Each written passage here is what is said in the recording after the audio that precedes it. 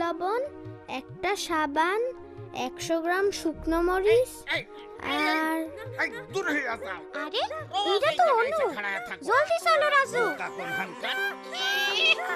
এই এই দূর হও, দূর হও কইলাম।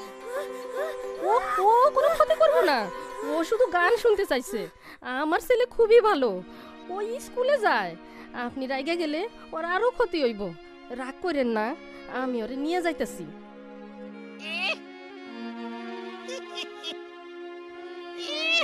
মনে হইতাছে ও তোমাকে বন্ধু পোলাডারে জিনে ধরছে।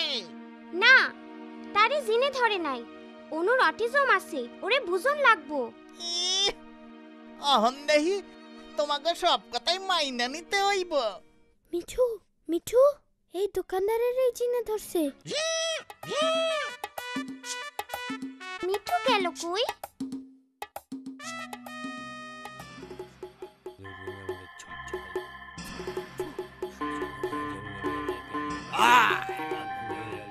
যা, হুশ হুশ, যা যা যা, দূরে যা, দূরে যা, হুশ হুশ।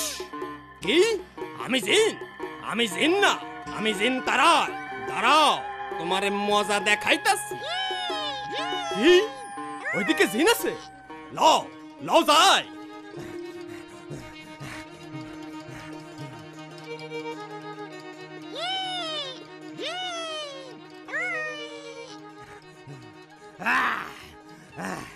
আমি এক্ষুনি তোমার ঘর থেকে জিন নামাইতাছি। নড়বা না, নড়বা না, খাড়ায় থাকো। আমি পিটাইয়া জিন নামাইতাছি। ভয় নাই, আমি তোমার সাহায্য করতেছি। আমারে না ওই পোলাডারে জিনে ধরছে।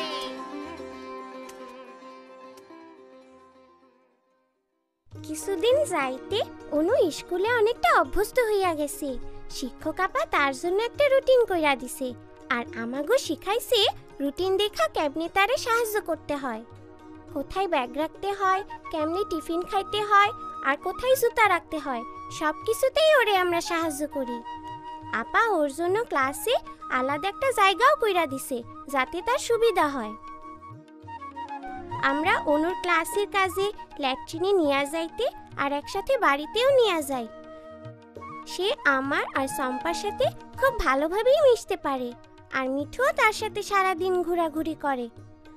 আমরা জানি অনু খুব ভালো গান গাইতে পারে। স্কুলে শিক্ষা সপ্তাহ অনুষ্ঠানে আমরা অনুর গান শুনতে পারুম।